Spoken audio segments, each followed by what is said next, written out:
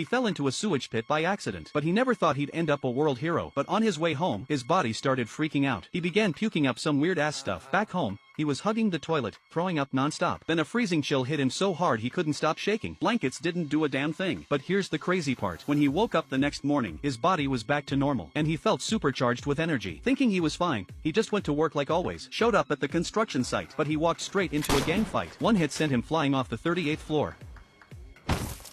He was out for just a few minutes. Before snapping awake like nothing happened, the guy just froze. He'd fallen from the 38th floor. So how the hell was he still alive? No time to think about it. He rushed home to check himself, but right then, his downstairs neighbors were yelling their lungs out. He got pissed instantly. He only wanted to tell them to shut up a bit, but one punch blasted a hole straight through their metal door. That's when it hit him. Something insane was going on with his body. To test it, he dragged out a cabinet at home. With a tiny push, he sent the 300-kilo wardrobe flying. Then with a lazy tug, he ripped the heater right off the wall. He pressed down lightly, and the whole thing flattened like tin foil. Looks like falling into that sewage pit gave him superpowers. To test it even more, his broke self came up with a crazy idea. Late at night, he walked up to an ATM alone. He started hammering away at it.